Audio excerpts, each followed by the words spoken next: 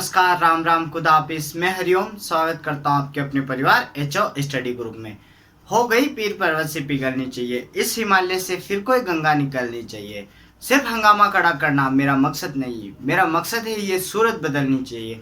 मेरे सीने में नहीं सही, तेरे सीने में लगी हो आग कहीं भी, ये आग लगनी चाहिए, ये आग लगनी चाहिए। हम पोमोलॉजी पढ़े थे, पोमोलॉजी में क्या है, लगभग एक दो फ्रूट बच रहे हैं। अब तो केला आज हम पढ़ लेंगे, इसके बाद सिट्रस जिसमें माल्टा, नींबू व नारंगी, ये हम एक साथ पढ़ लेंगे, तीनों को एक साथ पढ़ लेंगे। पोमोलॉजी लगभग खत्म हो जाएगी। फिर क्या है, बेसिक हॉर्टिकल्चर, एनिमल हस्बेंड्री, फिर एग्रीकल्चर सुपरवाइजर की जीके वगैरह का कंसेप्ट भी लगभग मैं क्लियर कर दूंगा। ठीक है, आप सब बने रहना, आपकी तैयारी पूरी धांसू के साथ होगी। तो आज हम केला पढ़ेंगे, बनाना। अब देखो, इसके बारे में मैं बताता हूँ, बेसिक क्विक रिवीजन के साथ मैं बताता हूँ। पहले आपका एक माइंड में बनाता हूँ। मूसा पेराडिसी का इसका बोटेनिकल नेम है, मुसेसी या म्यूजेसी इसका कुल है, 22 या 33 इसके गुणसूत्र है। उत्तर पूर्वी एशिया के दो या इंडो मलाया इसका उत्पत्ति स्थान है। एंडम कीग इसको कहते हैं, ऐतिहासिक फल इसको कहते हैं, कदली वृक्ष इसको कहते हैं, बुद्धिमान फल इसको कहते हैं, और इसको कल्पतरु भी इसी को कहते हैं। ठीक है, ये जीवन में एक बार फल देता है, इसलिए मोनोकार्पी है। ये एक बीजपत्री है, मोनोकोट कहते हैं, और इसमें शाखीय पौधा, शाखीय तना पाया जाता है, क्योंकि इसका असली तना, वास्तविक तना तो धरती के नीचे होता है, जिसे राइजोम या प्रकंद कहते हैं। ऊपर पत्तियों का रूपांतरण जो आभासी तना, स्यूडो स्टेम कहलाता है। ठीक है, 27% इसमें कार्बोहाइड्रेट पाई जाती है। सबसे ज्यादा किसमें पाई जाती है, तो खजूर में 64 से 68%।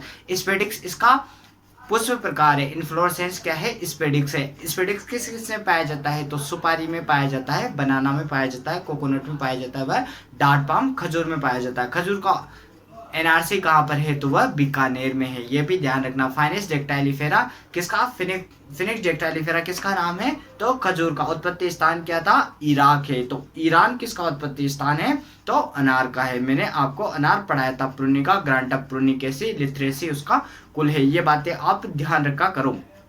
ठीक है, फिर हम इसका प्रवर्धन पढ़ेंगे। इसवोर्ड सर्कस के द्वारा इसका प्रवर्धन किया जाता है। 500 से 750 ग्राम इसवोर्ड सर्कस लिया जाता है। इसमें कुछ प्रमुख क्रियाएं होती है। ये ये क्लाइमेट्रिक फल होता है, तोड़ने के बाद भी इसको पकाया जा सकता है। कैल्शियम कार्बाइड से आप पका सकते हैं। एक बार देखो, मैं रिविजन करा रहा हूँ, अभी सब कुछ आपको समझाऊंगा। तोड़ने के बाद इसको पकाया जा सकता है। कैसे, कि कैल्शियम कार्बाइड से पका दो, CaC2 से, या इथाइलिन गैस से पका दो, या एक कमरे में रखकर आप धुआं कर दो, तो उससे भी यह पक जाएगा।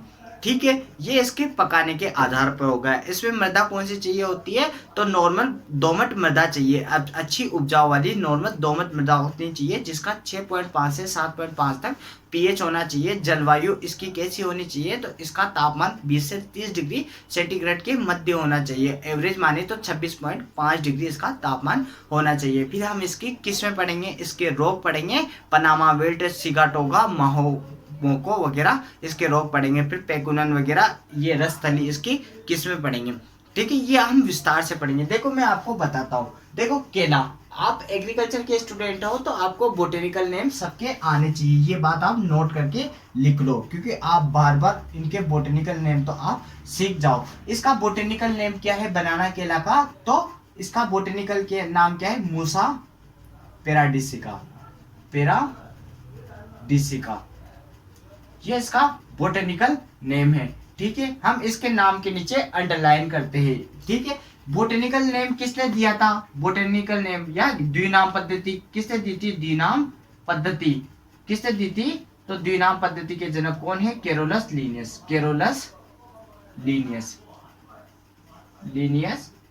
के द्वारा यह दी गई थी। फादर ऑफ टेक्सोनोमी भी ये कहलाते हैं, फादर ऑफ टेक्सोनोमी कौन है, तो केरोलस लीनियस है। ठीक है, एग्रीकल्चर के जनक कौन है, नॉर्मल अर्नेस्ट बोरलोंग। यह विश्व में हरित क्रांति, ग्रीन रिवोल्यूशन के जनक भी कौन है विश्व में, तो नॉर्मल अर्नेस्ट बोरलोंग ही विश्व में हरित क्रांति के जनक है। तो अपने भारत में कौन है, इंडिया में कौन है, तो वो डॉक्टर MS स्वामीनाथन है।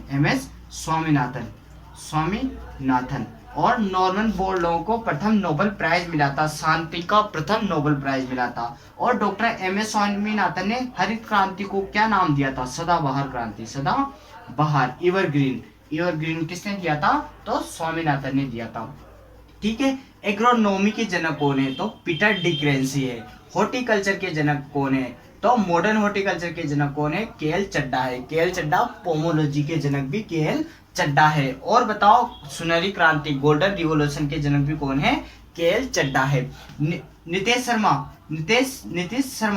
नीतीश कुमार किसके जनक है? तो वह 21वीं शताब्दी वह 21वीं शताब्दी की क्रांति किसे कहते हैं? तो सदाबहार इंद्रधनुषी क्रांति या सप्तरंगी क्रांति, इसके जनक कौन है? तो नीतीश कुमार उसके जनक है। ठीक है, ये कंसेप्ट क्लियर कर लेना। द्विनाम पद्धति के जनक कौन है? तो Carolus Linnaeus, father of taxonomy भी इन्हें ही कहा जाता है। देखो हॉर्टिकल्चर में आपको बता चुका हूं कि एग्रीकल्चर कौन सी भाषा का शब्द है। मैं आपके 2-3 कंसेप्ट और क्लियर करा देता हूँ। एग्रीकल्चर कौन सी भाषा का शब्द है? तो एग्रीकल्चर लैटिन भाषा का शब्द है। एग्रोनॉमी कौन सी भाषा का शब्द है? एग्रोनॉमी कौन सी भाषा का शब्द है? तो ग्रीक भाषा का शब्द है। हॉर्टिकल्चर कौन सी भाषा का शब्द है? जिसमें कल्चर लग जाता है वह लैटिन भाषा का शब्द होता है, और जिसमें लॉजी लग जाता है वह ग्रीक भाषा का शब्द होता है। किंतु पोमोलॉजी इसका अपवाद है, लैटिन प्लस ग्रीक भाषा का शब्द है। ये बात भी आप नोट लिख के यहीं पे लिख दो, मैंने कहीं दफा बताया हुआ है। ठीक है, अब ये मैं मिटा देता हूँ। मुसा पैराडिसिका इसका कुल है। मुसा पैराडिसिका क्या है? इसका बोटनिकल नेम है। अब देखो इसका कुल, देखो इसकी फैमिली क्या है, इसका कुल क्या है केले का। तो मूसा पैराडिसिका एक का बोटनिकल नेम हो गया मूसासी म्यूजेसी या मूसेसी भी कह सकते हो आप, म्यूसेसी। ठीक है, वो अंग्रेजी में बोलते हैं तो म्यूजेसी, जब भी निकल जाता है सब भी निकल जाता है, उसका अर्थ है म्यूजेसी याद कर लो या म्यूसेसी याद कर लो। ये इसकी फैमिली हो गई। अब देखो इसके गुणसूत्र क्या है, गुणसूत्र संख्या कितनी है। तो केला में देखो, केला त्रिगुणित होता है, तो इसमें 33 गुणसूत्र आपको याद रखना है। कुछ जंगली किस्में क्या होती है, जंगली किस्मों का गुणसूत्र संख्या 22 होता है, ये बात आप नोट करके लिख लेना। किंतु एक किस्म है, केले की एक किस्म है, तो वह क्या है, द्विगुणित है, लेडी फिंगर। लेडी फिंगर एक ऐसी किस्म है केले की जो द्विगुणित है। ठीक है, उसके गुणसूत्र कितने हैं, 22 है। और देखो वैसे तो लेडी फिंगर किसको कहते हैं अपन, भिंडी को लेडी फिंगर कहते हैं, ये बात आपने ध्यान रखा होगा। ओकरा भी इसी को कहते हैं। एबेलमोस्कस एस्कुलेंटम इसका बोटेनिकल नाम है। ठीक है, मालवेसी कुल की है, कपास भी मालवेसी कुल का है। इसमें सर्वाधिक सब्जियों में गुणसूत्र पाए जाते हैं। कितने पाए जाते हैं, 130 पाए जाते हैं। बहुगुणित होती है और स्टैंडर्ड मानक जो विदेशों में भेजी जाती है, उन भिंडी का नाप कितना रहता है, 6 से 8 सेंटीमीटर की। तो ये भिंडी का भी मैंने आपको यहीं पर थोड़ा सा बता दिया। ठीक है, ऐसे भिंडी को कहते हैं लेडी फिंगर या ओकेरा, लेकिन यहाँ पर लेडी फिंगर किस्म की बात कर रही है जो कि क्या है, द्विगुणित, जिसका गुणसूत्र 22 होता है। और देखो केला क्या है, त्रिगुणित, क्या है, त्रिगुणित, ट्रिप्लॉइड। और जो पादप ट्रिप्लॉइड लेते हैं, ट्रिप्लॉइड रहते हैं, उनमें क्या नहीं बनते, बीज नहीं बनते, बीज नहीं होते हैं, बीज रहित होते हैं, मतलब अर्थात वह क्या रहते हैं, बीज रहित पादप कहलाते हैं ऐसे। ठीक है, त्रिगुणित है, 3n, 33 इसके गुणसूत्र हैं। अब देखो 4n के भी उदाहरण में आपको ये बता देता हूँ कि सर 4n कौन है। तो अब देखो 4n कौन है। 4n है एक तो आलू, सोलेनम ट्यूबरसम, 48 गुणसूत्र है। एक क्या है, एक बेर है, जिजिफस मोरिसियाना, 48 गुणसूत्र है। एक तंबाकू है, निकोटियाना स्पीसीज, इसके भी 48 गुणसूत्र है। ठीक है, और बाकी सभी सोलेनेसी परिवार के गुणसूत्र कितने हैं, 24 है। किस में है, तो मिर्च के 24 है, टमाटर के 24 है और बैंगन के 24 है। ये बात भी आप ध्यान रख लेना। इसके उल्टे कर लेते हैं तो 42, ये किसके है, तो यह गेहूं के गुणसूत्र है, टिट्रिकम एस्टिवम, जो कि 60 गुणित है, 6n है। कैप्सिकम एनम और कैप्सेथीन पाया जाता है, तो वह लाल रंग का निर्धारण करता है। और मिर्च में कैप्सेसिन पाया जाता है, तो वह इसमें चरकाटपन या तीखापन का निर्धारण करता है। ठीक है, ये टमाटर लाइकोपर्सिकम एस्कुलेंटम, तो किसका बोटेनिकल नेम हो गया, तो टमाटर का। और सोलेनम मेलोंजिना, बैंगन का बोटेनिकल नेम। ठीक है, ये कंसेप्ट भी मैंने आपको बता दिया, ये आप ऊपर लिख लेना। अब जिनमें बीज नहीं बनते, जिनमें बीज नहीं बनते वो कैसे बनते हैं पादप? तो ये देखो इनमें क्या पाया जाता है, पार्थेनोकार्पी पाया जाता है, पार्थेनोकार्पी। पार्थेनोकार्पी क्या होता है, अनिषेक फलन, इसको हिंदी में कहते हैं अनिषेक फलन। अनिषेक फलन क्या होता है सर? तो देखो ऐसे पौधे जिनमें बिना निषेचन के ही फल का निर्माण हो जाता है, बिना निषेचन, बिना फर्टाइल के ही फ्रूट बन जाता है, फ्रूट फॉर्मेशन हो जाता है, तो इसे क्या कहते हैं, पार्थेनोकार्पी कहते हैं, अनिषेक फलन कहते हैं। इसका उदाहरण क्या है, केला है। ठीक है, इसमें क्या है, बीज रहित होते हैं, इनमें कोई बीज नहीं पाया जाता है। ये भी आप बात नोट करके यहीं पर लिख लो, फिर भी बता दूंगा मैं, आगे भी बता दूंगा। ये गुणसूत्र का कंसेप्ट क्लियर हो गया। अब देखो इसमें खाने योग्य भाग, खाने योग्य भाग, एडिबल पार्ट। तो क्या है इसमें, देखो केला आपने देखा होगा, केला में बाहर का छिलका उतारा और अंदर की चीज आप पूरी खा जाते हो, तो अर्थात इसमें आप मेसोकार्प भी खा रहे हो, मेसोकार्प भी आप खा रहे हो और एंडोकार्प भी आप खा रहे हो, एंडोकार्प भी आप इसको खा लेते हो। ठीक, अब इसका पुष्प प्रकार देखो, इनफ्लोरेसेंस, पुष्प प्रकार, इनफ्लोरेसेंस क्या है, तो इसका पुष्प का प्रकार क्या है, स्पेडिक्स। स्पेडिक्स मैंने आपको खजूर पढ़ा था, तब भी मैंने स्पेडिक्स बताया था। स्पेडिक्स की ट्रिक बताई थी मैंने आपको, ABCD, ये ध्यान रखना। स्पेडिक्स में क्या रखना, ABCD, एरिक नट, बनाना, कोकोनट व डांटपा, मतलब सुपारी, केला, कोकोनट मतलब नारियल, डांटपा मतलब खजूर। ये इसकी ट्रिक है। इन सभी में क्या पाया जाता है, फल का पुष्प का प्रकार स्पेडिक्स पाया जाता है। आप ध्यान रखना, अच्छे से नोट कर लेना। एक बात और नोट करो, ABCD की एक ट्रिक और बताई थी मैंने आपको, मत्स्य जनपद पढ़ेंगे, 16 जनपद हुआ करते थे भारत में, मत्स्य जनपद पढ़ेंगे ना, 16 जनपद में से एक है। तो मत्स्य जनपद में कौन कौन से राजस्थान के जिले आते थे, तो ABCD नाम से आता है। ऐसे अलवर, भरतपुर, करौली, धौलपुर। इसकी राजधानी क्या हुआ करती थी, विराटनगर, विराट, जो कहाँ पर थी, जयपुर में थी। ये बात भी आप लिखना चाहो तो लिख लो, तो कभी काम आ जाएगी आपको। ठीक है, ये हो गया। अब देखो इसका फल का प्रकार, फल प्रकार, फ्रूट टाइप। तो इसमें फल का प्रकार क्या पाया जाता है, सरस या बेरी, इसका फल का प्रकार है। ठीक, ये बातें आप नोट कर लो, ये बातें आप यहीं पर नोट कर लो या स्क्रीनशॉट खींच लिया करो। फल का प्रकार हो गया, खाने योग्य भाग हो गया, पुष्प प्रकार हो गया। अब देखो इसका अन्य नाम देख लो, इसके क्या क्या अन्य नाम है वह भी यहाँ पर देख लो। पहले, इससे पहले आप इसका उत्पत्ति स्थान देख लो, ओरिजिन पैलेस, कि इसका उत्पत्ति स्थान क्या है। तो इसका उत्पत्ति स्थान क्या है, दक्षिणी पूर्वी एशिया है, और दक्षिणी पूर्वी एशिया के दो या इंडो मलाया के दो, इंडो मलाया इसका उत्पत्ति स्थान है। ठीक, ये आप स्क्रीनशॉट खींच लो, मैं अन्य नाम भी इसकी वहीं पे बता देता हूँ, वो वाला मैं मिटा देता हूँ। ठीक है, आई होप आपने नोट कर लिया होगा। अब देखो अन्य नाम भी मैं इसके यहीं पे लिख देता हूँ कि इसके क्या क्या अन्य नाम है, इसके उपनाम या अदर नेम। देखो बनाना को क्या कहते हैं, बनाना को कल्पतरु कहते हैं, कल्पतरु कहते हैं। तो आप कमेंट में नीचे बताओ मुझे, कल्प वृक्ष किसे कहते हैं, कल्प वृक्ष किसे कहा जाता है, कमेंट करके बताओ। कल्पतरु तो अपन केला को कहते हैं, बनाना को कहते हैं। इसको ऐतिहासिक फल कहा जाता है, हिस्टोरिकल फ्रूट,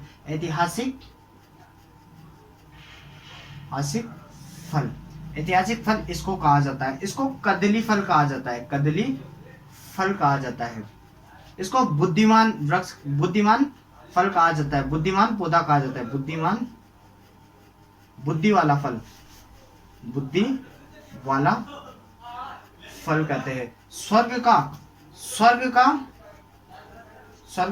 फल कहते हैं, फ्रूट ऑफ पैराडाइज इसे कहते हैं।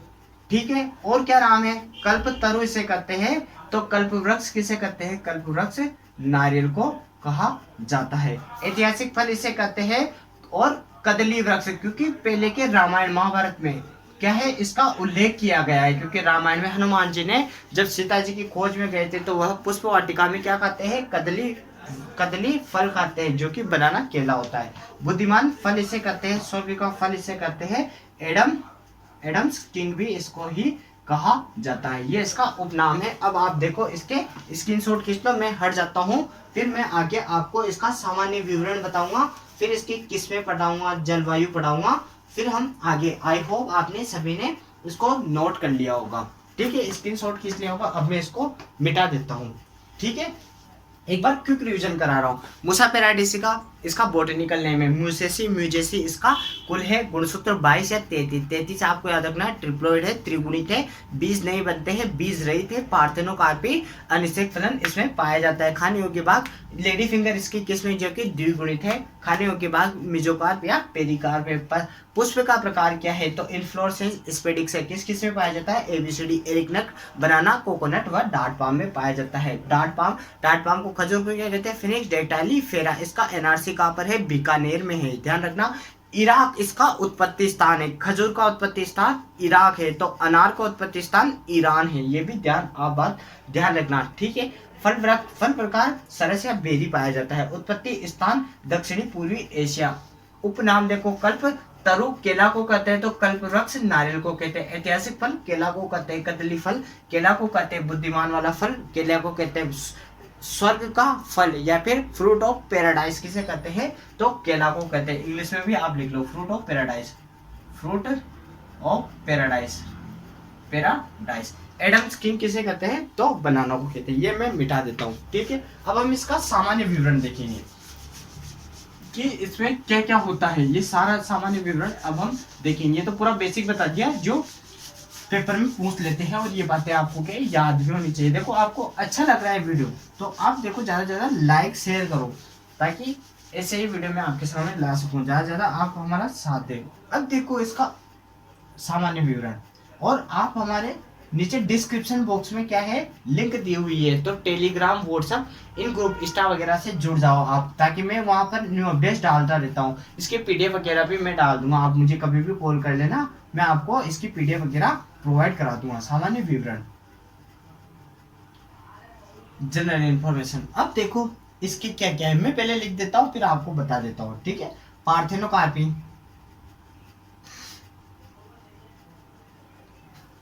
मोनोकोट,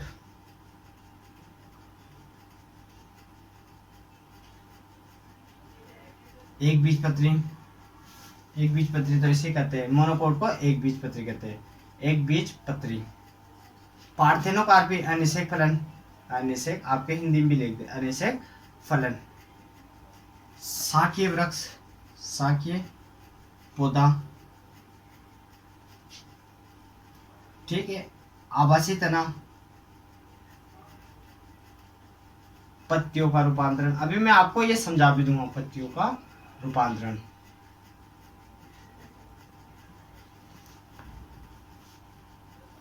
पांचवा कौन सा है इसका, वास्तविक तना। वास्तविक तना भूमिगत होता है, क्या होता है, भूमिगत होता है, जिसे क्या कहते हैं, राइजोम, राइजोम या प्रकंद कहा जाता है, प्रकंद कहा जाता है, ठीक है। एक बीजपत्री। पार्थेनोकार्पी, पार्थेनोकार्पी क्या होता है, मोनोकोट क्या होता है, शाकीय पौधा, आवासीय तना, वास्तविक तना। अब मैं बताता हूँ, देखो पार्थेनोकार्पी तो मैंने आपको बता दिया कि बिना निषेचन के फल का निर्माण, विदाउट फर्टाइल फॉर्मेशन हो जाता है किसका, फ्रूट का, बिना निषेचन के फल का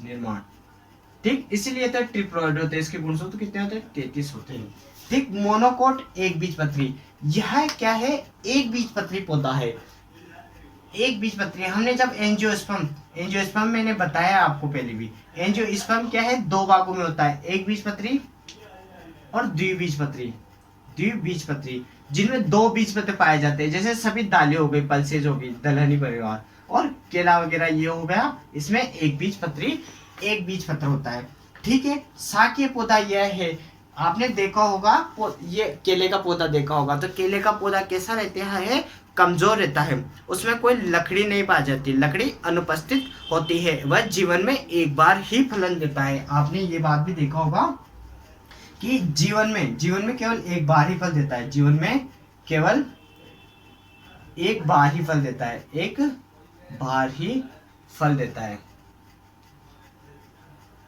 ठीक, ये बात भी आप नोट कर लेना। शाकीय पौधा होता है क्योंकि इसमें क्या है, इसमें कोई लकड़ी तो पाई जाती नहीं, इसका तना रहता है ऊपर वाला, वो क्या है, आभासी तना रहता है, ये पत्तियों का रूपांतरण रहता है, इसलिए इसको शाकीय पौधा कहते हैं, पत्तियों का रूपांतरण रहता है, ये बात नोट रखना। इसका जो वास्तविक तना होता है, जो रियल स्टेम होता है, वो तो भूमि के अंदर होता है और उसे क्या कहते हैं हम, राइजोम या प्रकंद कहते हैं।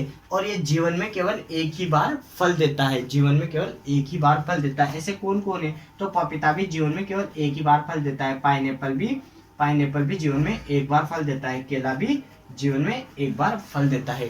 ठीक है, ये नोट कर लो आप, ये इसके सामान्य विवरण हो गए। अब देखो इसमें कार्बोहाइड्रेट कितना पाया जाता है, कार्बोहाइड्रेट की मात्रा कितनी पाई जाती है, तो इसमें 27% कार्बोहाइड्रेट पाया जाता है। ठीक है, अगर खजूर नहीं आता है ऑप्शन में, तो सर्वाधिक कार्बोहाइड्रेट केला में पाई जाती है, बनाना में। खजूर में मैंने आपको बताया था फिनिक्स डेक्टाइलिफेरा, ठीक है, तब मैंने इसका कितना बताया था, 64 से 68% इसमें कार्बोहाइड्रेट पाई जाती है। अगर खजूर नहीं आता है तो सर्वाधिक कार्बोहाइड्रेट किसमें पाई जाती है, केला में पाई जाती है। ये आप स्क्रीनशॉट खींच लो, मैं हट जाता हूँ, फिर मैं इसको मिटा दूंगा, एक बार आप स्क्रीनशॉट खींच लो। ठीक है, आपने देख लिया, आपने खींच लिया होगा, नोट कर लिया होगा। अब देखो हम इसका जलवायु पढ़ेंगे, फल का प्रकार पढ़ेंगे। अब फल प्रकार भी आप यहीं पे डाल दूं, नहीं, इसका पकने की अवस्था, यह पकने के आधार पर किसमें है, यह क्लाइमेट्रिक पादप है, यह भी आपने यही नोट कर लो,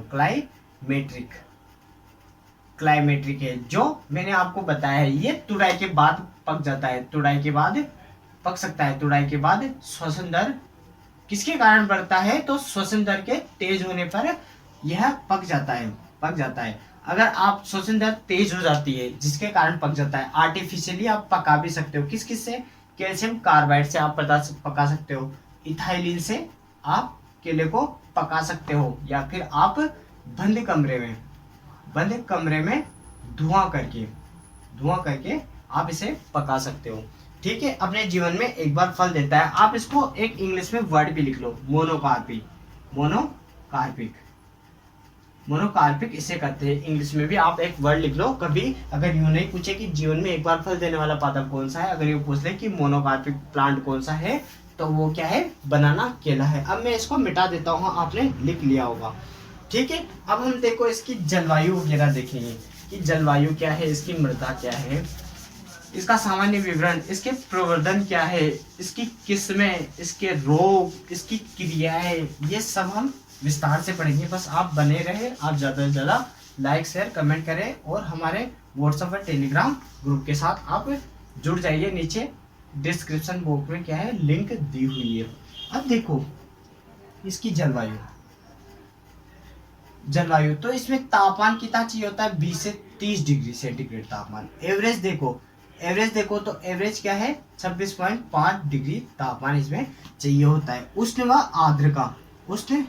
व आर्द्र जलवायु का पौधा है। ठीक है, ये बात ध्यान रखना। मृदा भी आप यहीं पर लिख लो, तो मृदा उपजाऊ बलुई दोमट मृदा जिसका पीएच कितना रखते हैं, तो इसका पीएच कितना है, 6.5 से 7.5 तक इसका एवरेज पीएच होना चाहिए।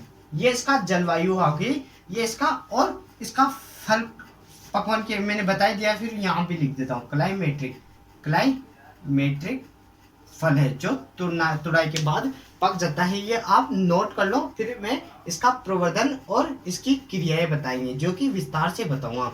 ठीक है, ये आपने नोट कर लिया होगा। अब देखो हम इसकी क्रियाएं, इसका प्रवर्धन बता देता हूँ, फिर क्रियाएं मोस्ट इम्पोर्टेंट है, वही सबसे ज्यादा इम्पोर्टेंट है, जो कि मैं इधर बता दूंगा। पहले इसका देखो प्रवर्धन देख लो, तो प्रवर्धन इसका किसके द्वारा किया जाता है, स्पोर्ट सकर्स के द्वारा। इसे तलवारी सकर्स भी कह सकते हैं, तलवारी सकर्स भी कर सकते हैं। मैं आपको जब प्रोपेगेशन प्रवर्धन पढ़ाऊंगा, प्रोपेगेशन प्रवर्धन मतलब अधिक पौधों को बनाना, एक साथ अधिक पौधों को निर्माण करना ही प्रवर्धन प्रोपेगेशन कहलाता है, स्पोर्ट सकर्स के द्वारा। अब देखो मैं थोड़ा सा आपको यही बता देता हूँ, फिर प्रोपेगेशन पढ़ाऊंगा बेसिक, तब आपको पूरा बता दूंगा। सकर्स दो प्रकार के होते हैं, स्पोर्ट सकर, ठीक है, एक होता है वाटर सकर्स होता है। अब ये तो क्या है, ये तो लंबी पत्तेदार के होते हैं, लंबी पत्ती वाले होते हैं और यह चौड़े पत्ते वाले होते हैं। सबसे बेस्ट कौन रहता है, तो स्पोर्ट शक्कर बेस्ट रहता है, ये कमजोर रहता है।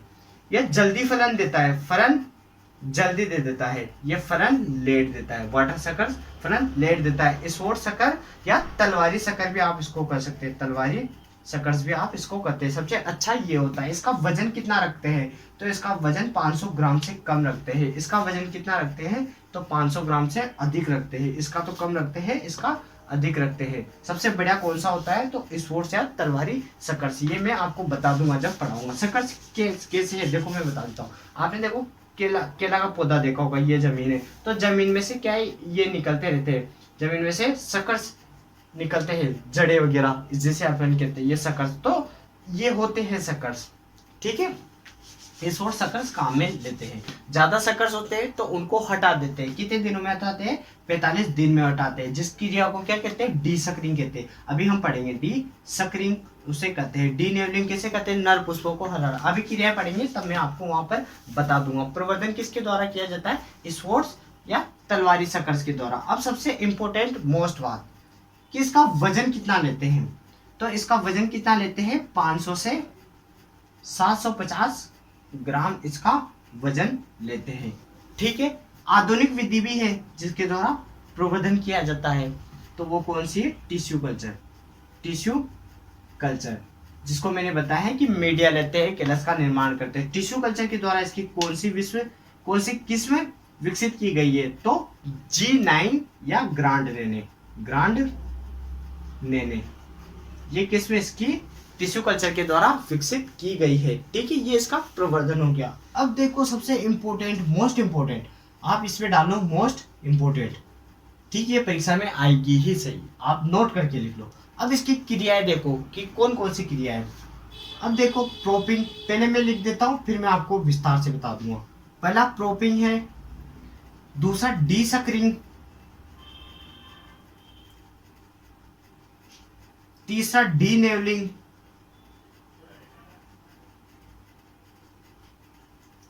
डी नेवलिंग, चौथा है अर्थिंग अप,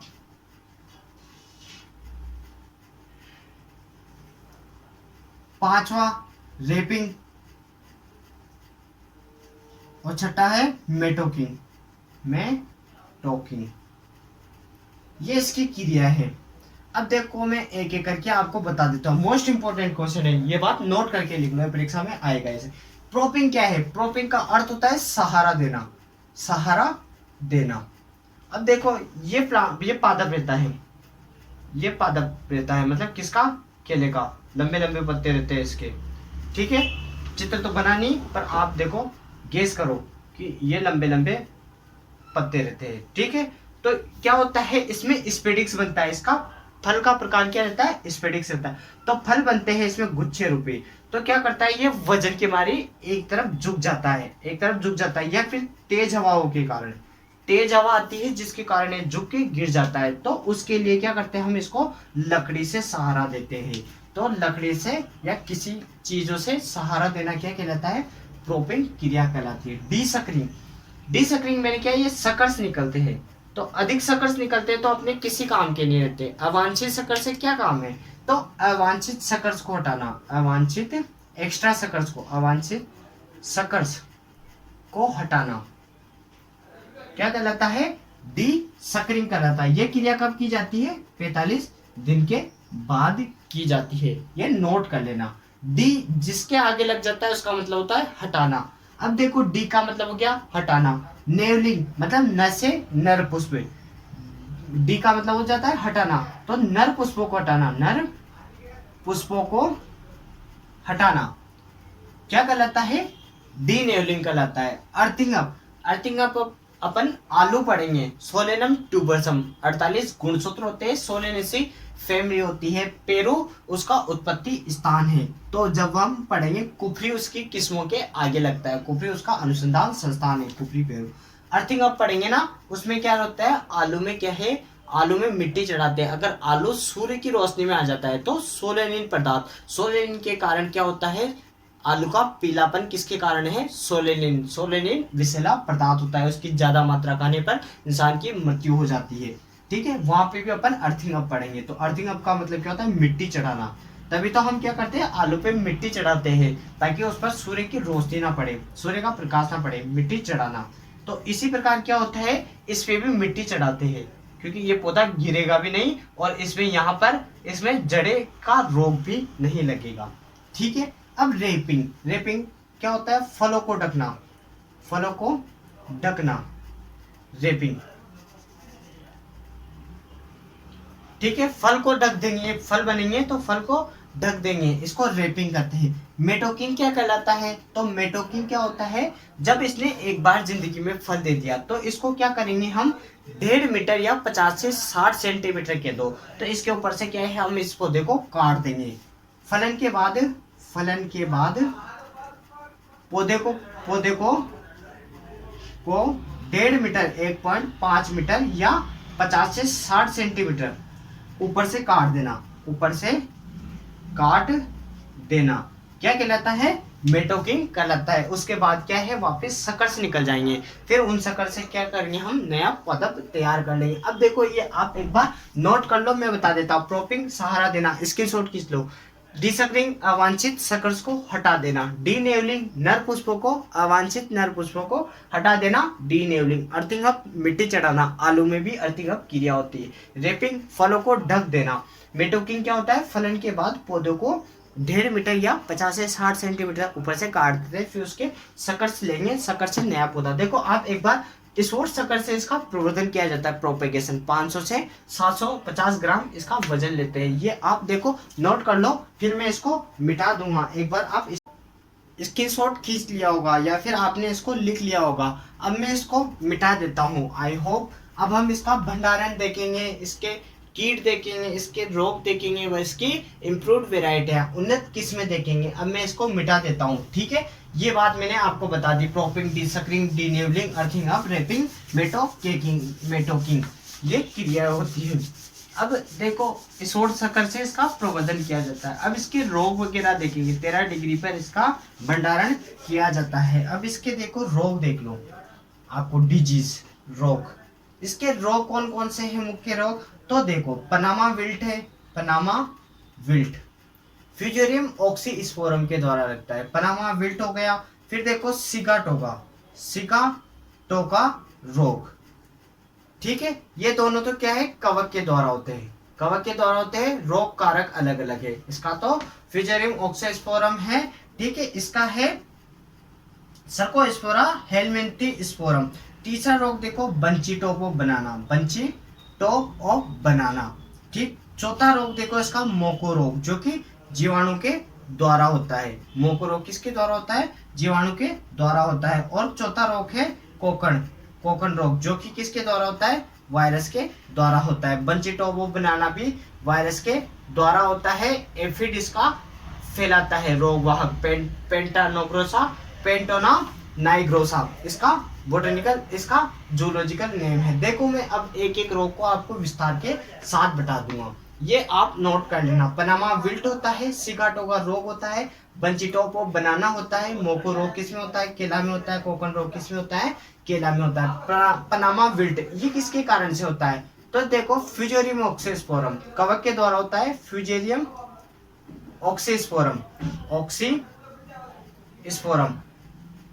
के द्वारा यह रोग लगता है, ठीक है। सिगाटोका किसके द्वारा लगता है, हेलमिंथीस्पोरा, सर्कोस्पोरा। अब देखो सिगाटोका रोग देखो, सर्कोस्पोरा,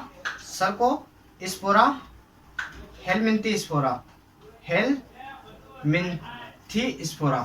इसके द्वारा क्या लगता है, सिगाटोका रोग लगता है। ये दोनों कवक के द्वारा लगता है, कवक जनित रोग है, ठीक है। कवक फंगस या कवक फंगस के द्वारा। अब देखो बंची टॉप किसके द्वारा लग रहा है, वायरस के द्वारा। वायरस मतलब विषाणु और विषाणु, जो भी रोग हमेशा विषाणु से लगेगा, उसको क्या है, फैलाने वाला एक वाहक चाहिए होता है, तो इसको एफिड के द्वारा फैलाया जाता है। अब बताओ एफिड का नाम क्या है, तो एफिड का नाम लिखो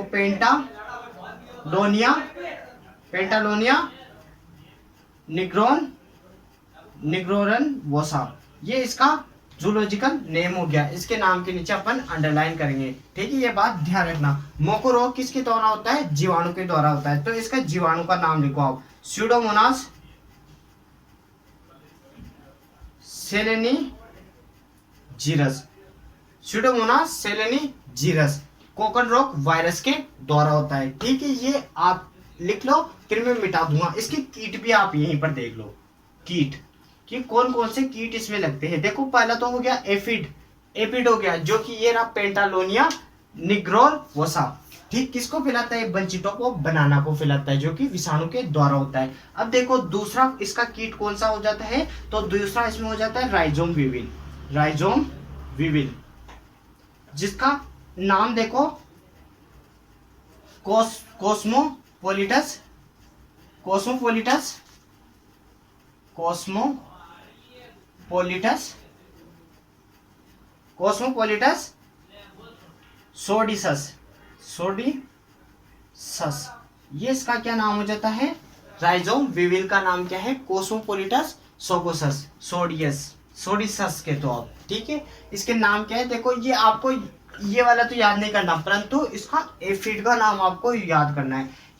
ये भी इंपॉर्टेंट है, ये ध्यान रखना। अगर केले से क्वेश्चन आता है तो केले की क्रियाएं पूछता है, या पूछता है कि बंचिटोपो बनाना किसके द्वारा फैला जाता है? तो वायरस के द्वारा। कौन फैलाता है? तो इसका एफिड फैलाता है। इसका एफिड कौन है? पेंटालोनिया निग्रोरवोसा। ठीक है, इसका मोकोरोग विषाणु के द्वारा, स्यूडोमोनास सेलेनीजीरस कोकन वायरस के द्वारा, पनामा विल्ट फ्यूजिलियम ऑक्सीस्पोरम के द्वारा होता है। कवक, दोनों का रोग कारक कौन है? कवक, फंगस। सिगाटोका किसके कारण से होता है? सर्कोस्पोरा हेलमिंथी स्पोरा के कारण से होता है। ठीक है, अब ये मैं मिटा देता हूँ। एक बात और ध्यान रखना, आप देखो 1883 में फिजी ने कौन सा रोग खोजा था? सिगाटोका खोजा था। इसका आप स्क्रीनशॉट खींच लो, मैं अब इसको मिटा देता हूँ। मैं हट गया, एक बार आप इसका स्क्रीनशॉट खींच लो। अब हम इसकी किस्में देखेंगे कि कौन कौन सी किस्में इसमें पाई जाती है, उन्नत किस्में। अब मैं मिटा देता हूँ, देखो इसको क्या करता हूँ, मिटा देता हूँ। ठीक, अब हम इसकी किस्में देखेंगे कौन कौन सी। देखो, केले की किस्में पढ़ेंगे कि कौन कौन सी किस्में इसमें पाई जाती है। देखो, अब मैं मिटा दिया है। अब देखो, एक तो है किस्में, इम्प्रूव्ड वैरायटी, उन्नत किस्में, उन्नत किस्में। हेडिंग क्या डालना है आपको? उन्नत किस्में, इम्प्रूव्ड वैरायटी। देखो, पहला क्या है? राजापुरी, राजापुरी। फिर दूसरी क्या है? पेकुनन, या कुनन भी कह सकते हो आप, पेकुनन। ठीक है, तीसरी क्या है? रसस्थली, रसस्थली। चौथी क्या है? नेंड्रेन, नेंड्रेन। ठीक है, चौथी लाल बेलची, लाल बेलची। ठीक, पांचवी क्या है? G9 ग्रांड नेने, ग्रांड नेने। ठीक है, और देखो और कौन कौन सी किस्में हैं?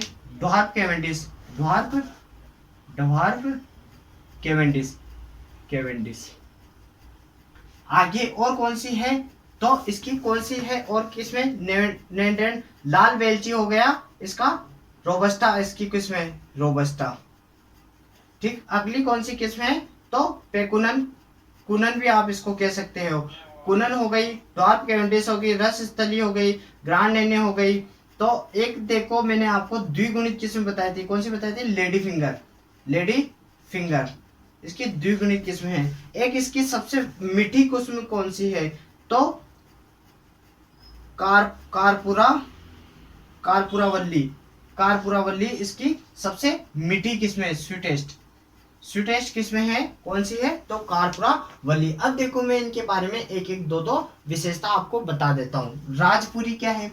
राजपुरी क्या है? कम तापमान प्रतिरोधी, कम तापमान प्रतिरोधी किस्म। कौन सी है? तो राजपुरी है। पेकुनन, पेकुनन बच्चों के भोजन के लिए, बच्चों के भोजन के लिए। कौन सी है? पेकुनन। रस स्थली हो गए, नेंड्रेन हो गए, नेंड्रेन चिप्स बनाने के लिए, चिप्स बनाने के लिए उपयुक्त किस्म। ठीक है, रस स्थली हो गई, नेंड्रेन हो गई। और लाल बेलची, लाल बेलची का क्या होता है? इसका बाहरी छिलका, छिलका लाल होता है। ग्रांड रेने G9, ये क्या है? तो ये क्या है? उत्परिवर्तित किस्म, उत्परिवर्तित लंबी किस्में, लंबी किस्में हैं। कौन है? ग्रांड नेने टिश्यू कल्चर के द्वारा या उत्परिवर्तन के द्वारा निकली। कौन सी है? G9। ड्वार्फ कैवेंडिश ये व्यवसायिक रूप से क्या है? व्यवसायिक रूप से बोई जाने वाली, व्यवसायिक दृष्टि से बोई जाने वाली किस्म कौन सी है? ड्वार्फ कैवेंडिश है। एक रोबस्टा है। लेडी फिंगर क्या है? द्विगुणित, जिसके गुणसूत्र कितने होते हैं? 22 होते हैं। कारपुरावल्ली क्या है? सबसे मीठी किस्म, केले की सबसे मीठी किस्म। मीठी किस्म की कौन है? तो कारपुरावल्ली। देखो राजापुरी, आप एक बार स्क्रीनशॉट खींच लो, फिर मैं मिटा दूंगा आपको, है ना। एक बार मैं क्विक रिवीजन करा रहा हूँ। राजापुरी कम तापमान की है। पेकुनन क्या है? बच्चों के भोजन के लिए है।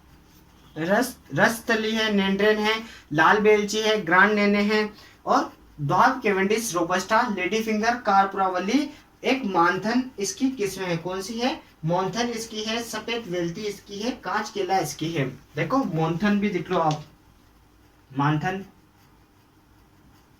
यही इंपॉर्टेंट किस्में हैं। जो जो इंपॉर्टेंट है वो मैंने आपको लिखा दी है, ठीक है, जो जो परीक्षा की दृष्टि से इंपॉर्टेंट है। अब लगभग ये पूरा खत्म हो गया। अब देखो इसका भंडारण कैसे किया जाता है। भंडारण 13 डिग्री तापमान पे इसका भंडारण किया जाता है, ठीक है। 85 से 85% आर्द्रता रहती है, तब इसका भंडारण किया जाता है। ये लगभग पूरा केला खत्म हो गया, ठीक है। इसी के साथ देखो अब आप लाइक शेयर सब्सक्राइब करो, कमेंट करना ना भूले। और लगभग केला खत्म हो गया। इसके बाद सिट्रस फ्रूट बाकी है, एक आधा और बाकी होगा। सिट्रस में नींबू, माल्टा, सिट्रस से उसका 18 गुणसूत्र होते हैं। अनार के कितने रहते हैं? अनार के भी 18 ही रहते हैं। ये बात भी आप नोट कर लेना, ठीक है। तो कितने रूटेसी कुल के है वह? नींबू, माल्टा, संतरा, इन तीनों को एक ही साथ करा दूंगा। देखो इसका उत्पादन, केले का सर्वाधिक उत्पादन कहाँ होता है? भारत में होता है। विश्व में सबसे ज्यादा उत्पादन कहाँ होता है? भारत में होता है। और भारत में सर्वाधिक क्षेत्रफल की दृष्टि से उगाया जाने वाला पौधा कौन सा है? तो वह आम होगा। और उत्पादन की दृष्टि से सर्वाधिक उत्पादन कौन से पौधे का होता है? तो वह केले का होता है। यह क्या होता है? जीवन में एक ही बार फलन देता है, ठीक है। मोनोकार्पिक पादप है, ये भी आप ध्यान रखना। एक बीजपत्री, मोनोकोट एक बीजपत्री है। और मोनोकार्पिक यह पार्थेनोजेनेसिस में पाया जाता है। इसमें 33 गुणसूत्र पाए जाते हैं। मूसा पैराडिसिका मूसेसी इसका कुल है। दक्षिणी पूर्वी एशिया के 2 या इंडो मलया इसका उत्पत्ति स्थान है। ABCD किसमें? स्पेडिक्स इसका पुष्प क्रम है। ये सब कुछ मैं क्विक रिवीजन करा रहा हूँ। उन्नत किस्में राजापुरी, पेकुनन, रसतिल, नेंडर, लाल बेलची, grand naine, G9, dwarf Cavendish, robusta, lady finger, Karpuravalli सबसे मीठी है। तो सबसे मीठी कौन सी है? कारपुरावल्ली है, जो कि एक मानथेन इसकी किस्म है। ये लगभग इसकी किस्म हो गई। अब मैं यहीं पे आपसे अलविदा लेना चाहूंगा। जय हिंद, जय भारत, धन्यवाद।